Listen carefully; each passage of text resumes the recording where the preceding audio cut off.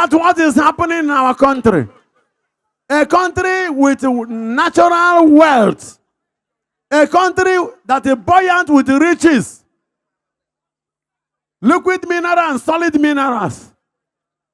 With the best ecological system. Best weather in the whole universe.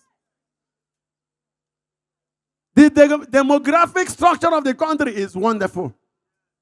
The quality of the children in the country, excellent.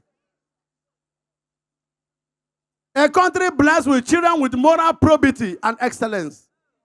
In terms of academic integrity, Nigeria ranks among the best. Our oil is one of the best in the whole world. Our coal is wonderful. Our trees are wonderful. The land, good for cultivation of any type of crop. But look at us importing toothpick. Look at us importing gari. Look at us importing rice. Look at us importing pencil. Importing matches. Importing toothpaste. Importing soap. Importing our own crude oil. Now go to the filling station to fill your tank is the problem. A tank you used to fill with 10,000 naira. With 50,000 now, you can't fill it. And how much will be the salary of our civil servants? By the time they go to school and come back for 2 weeks, have their salary not finished?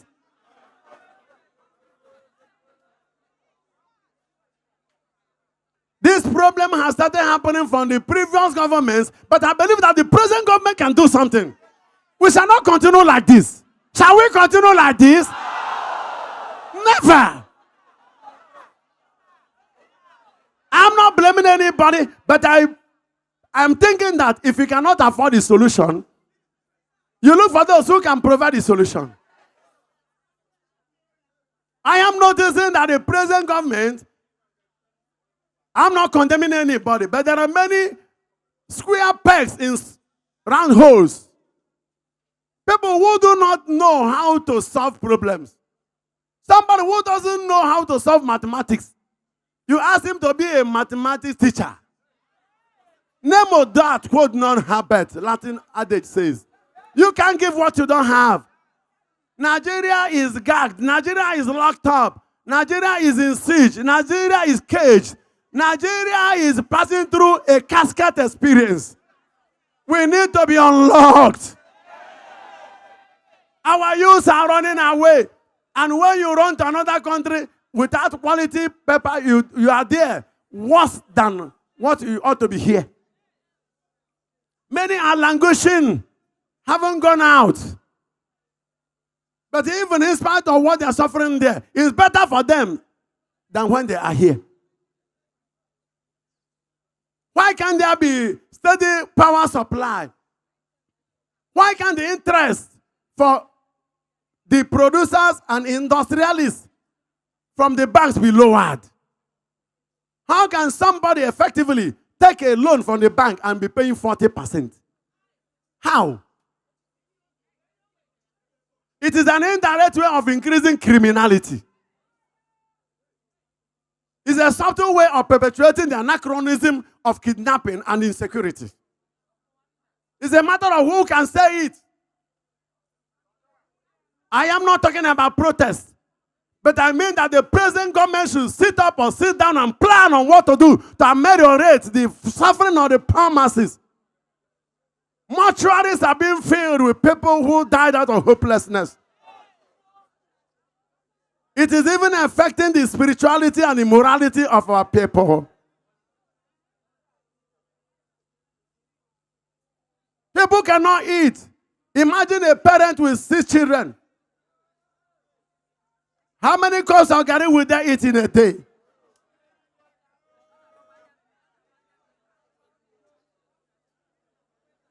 Some can't even go to the hospital. If you go to the hospital and the drugs are prescribed, how will you eat? Because it's after meal you eat. Can you even pay for the hospital bill? Every week, the problem is multiplying. Our case is becoming amoebaic, like amoeba, shapeless.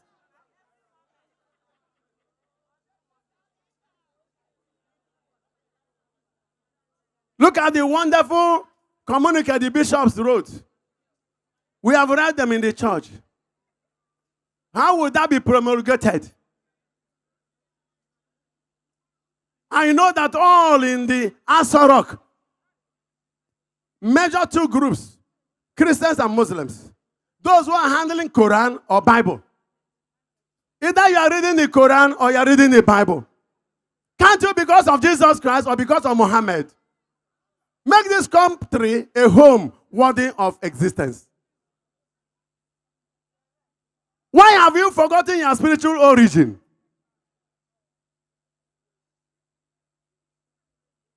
Shall we continue like this until when? Is it not time to uncage this country? And Jesus looked up to heaven and said, Epheta, open! Can't we open the doors of industrialization? Can't we open the doors of technologization? Look at what is happening in Burkina Faso. Small country like one state in Nigeria has gone up to the space to mount technological facilities to take care of the country. If you take any pin anywhere in Burkina Faso, their technological facilities will locate you. This Burkina Faso, the MIF, International Monetary Fund, has been asking them to come and borrow money. They said, no, we don't need it. But Nigeria is perpetually borrowing and borrowing and borrowing. Some of you may be blaming the present government, not knowing that the present government is already caged. The money the past government borrowed, I don't think that this present government can finish paying it. I remember when they give you the money, you use what you have as a collateral. You don't know how many years oil that they will carry before we begin to enjoy our own.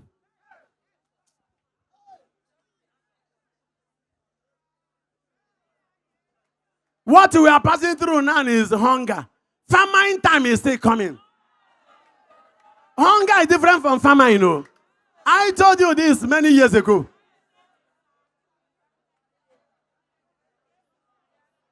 Don't sit down in the house. Open your door and enter the bush and begin to farm. Go out of the house and begin to do something. Don't wait for any government. Otherwise, you are looking for magic. But I'm praying for miracle. Magic and miracles are not the same.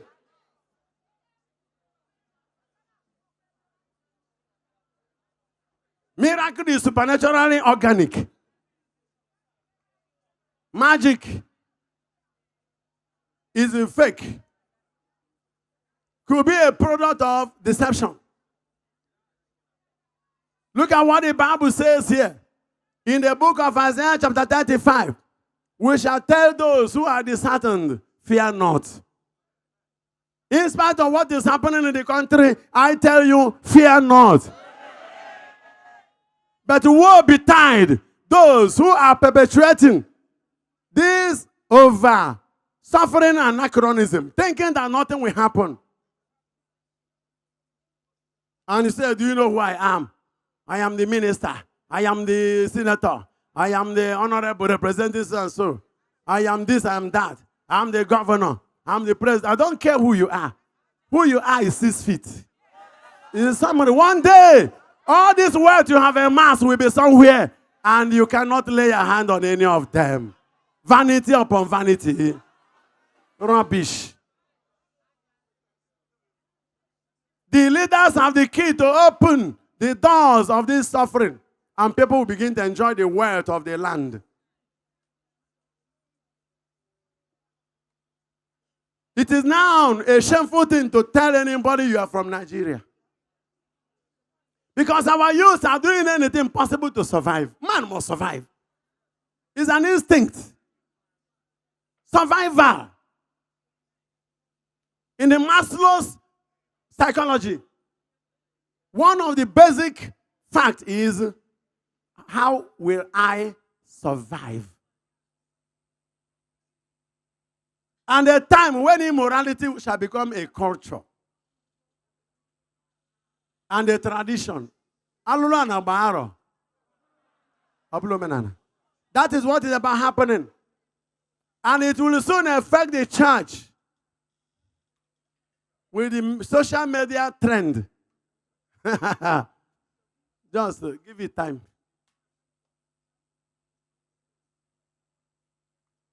I went somewhere this morning. As I was coming, I met a mason. Naim Anjoka. Awesome, Mam, can you what all this week? No, na panika for your all.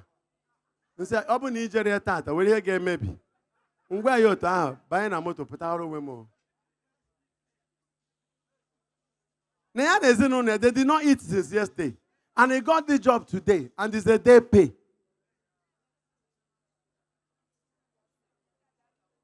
I met 3 carpenters. I called the guy. If you don't work today, what will happen? Come on, all of you should go to the church. I was watching their mood.